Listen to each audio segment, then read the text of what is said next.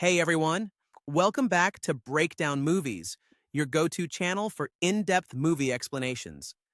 Today we're diving into one of the hottest films of 2025, Sinners, directed by Ryan Coogler and starring Michael B. Jordan in an epic dual role.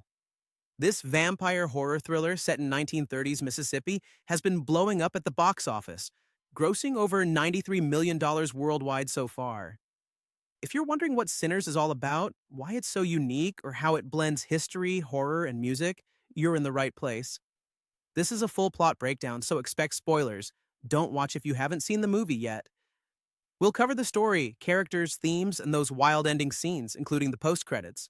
Grab some popcorn, hit that like button, and subscribe to Breakdown Movies for more breakdowns. Let's get started. Sinners is a genre-blending masterpiece that mixes Southern Gothic horror, crime drama, and musical elements. It's set in Clarksdale, Mississippi in October 1932, during the Jim Crow era, a time of intense racial segregation and economic hardship in the American South. The film uses this backdrop to explore Black resilience, cultural identity, and the power of music, while throwing in a supernatural twist with vampires. The story revolves around twin brothers, Smoke and Stack, both played by Michael B. Jordan, who returned to their hometown after years away. They're trying to escape their troubled past but end up facing a greater evil. The movie's first half feels like a gritty period drama, while the second half unleashes bloody vampire chaos. Coogler, known for Black Panther and Creed, calls this his most personal project, and it's shot on stunning 70mm film, making it a visual spectacle. The movie opens with a haunting animated sequence about African griots, storytellers who could pierce the veil between time and space through music. This sets up the idea that music is magical but can also attract evil.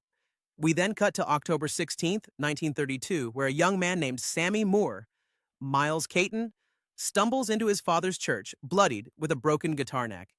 He's terrified, claiming music has dangerous power. His preacher father, Saul Williams, urges him to repent. A title card flashes, one day earlier. We go back to October 15th, 1932, and meet Smoke and Stack, identical twin brothers and World War I veterans who've just returned to Clarksdale after working for Al Capone's gang in Chicago. They're charming but hardened, carrying cash they stole from gangsters. Their plan? Buy a sawmill from a racist landowner, Hogwood, David Maldonado, and turn it into a juke joint, a nightlife spot for the Black community to enjoy blues music. They recruit their cousin Sammy, a talented blues guitarist, to perform at the juke joint's opening night. Sammy's dad disapproves, warning, "You keep dancing with the devil, he's going to follow you home." We also meet other key characters. Annie, Wunmi Mosaku, Smoke's old flame who lost their child while he was away, and Mary, Haley Steinfeld, a mixed-race woman with a tense history with Stack. The first hour builds the community, showing the harsh realities of Jim Crow, like sharecropping and KKK threats, while setting up the juke joint as a symbol of Black joy and resistance. The juke joint's opening night is electric. Sammy's blues performance is otherworldly, blending African rhythms and Afro-futurist vibes, like he's channeling spirits. But this magic attracts trouble. A mysterious white man, Remick, Jack O'Connell, shows up with his group, including Joan, Lola Kirk. They're polite but creepy, asking to be invited into the juke joint. These are vampires, and in this lore, they can't enter without an invitation. The Black community, wary of white strangers, refuses. But Mary, hoping for business connections, invites them in, not knowing she's sealing their doom. Remick reveals his true nature. He's a music-loving vampire obsessed with the blues, seeing it as a way to control souls. He turns Mary into a vampire, and she returns to the juke joint, unleashing chaos. The vampires attack, killing several locals in a bloody, fast-paced sequence. Smoke and Stack, with their military training, fight back, but the vampires are nearly unstoppable. Coogler uses this moment to draw parallels between the vampires and the KKK, who also attack at night and prey on Black communities. Remick's hive mind pitch, "Join the vampires for equality," mirrors assimilationist promises that strip away identity. It's a sharp metaphor for systemic racism and cultural theft. The survivors, including Smoke, Stack, Sammy, Annie, and a wise elder, Delta Slim, Delroy Lindo, barricade themselves in the juke joint. They discover that Sammy's music can both attract and repel vampires, depending on how it's played. Delta Slim shares African folklore about musicians who could fight evil with sound, inspiring Sammy to weaponize his guitar. The final battle is a chaotic splatterfest, as critics call it.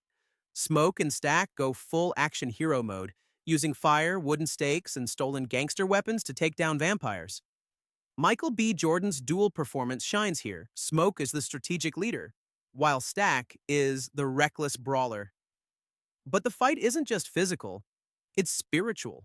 Sammy's climactic performance channels his ancestors, creating a sonic barrier that weakens the vampires. However, the cost is high. Spoiler alert. Stack sacrifices himself to save Mary, who's struggling with her vampire urges. Annie is gravely injured and Smoke vows to protect her. Sammy, scarred from the fight, returns to his father's church, the opening scene, now questioning if his music is cursed. The ending is bittersweet. Smoke buries Stack and promises to rebuild the juke joint, honoring his brother's dream. Mary, now a vampire but fighting her instincts, leaves Clarksdale to find a cure. Sammy reconciles with his father, who admits music isn't evil. It's how you use it. The mid-credits scene shows Smoke visiting Delta Slim, who hints at other supernatural threats tied to music. The post-credits scene is a shocker. A cameo from a legendary blues musician, I won't spoil who, playing a haunting tune suggesting the vampire threat isn't over. These scenes set up a potential sequel while leaving you haunted by the film's themes. Why it's worth watching. Sinners is a bold, ambitious film that doesn't always tie its genres perfectly, but leaves you stunned. Michael B. Jordan delivers a career-best performance balancing charm and intensity. The 70mm cinematography with Purple Shot on IMAX makes it a visual feast. The blues soundtrack, with 22 tracks by artists like Rod Wave, is a character itself. Critics praise Coogler's vision, with Rolling Stone calling it beyond franchise fare, and Peter Travers naming it the best film of 2025. Some find the second half messier than the grounded first half, but its daring swings make it unforgettable. Watch it in IMAX 70mm if you can. It's an experience. That's the full breakdown of Sinners. What did you think of the movie? Are you Team Smoke or Team Stack? Drop your thoughts in the comments and let's discuss those wild post-credit scenes. If you enjoyed this video, smash that like button, subscribe to Breakdown Movies, and hit the bell for more movie explanations.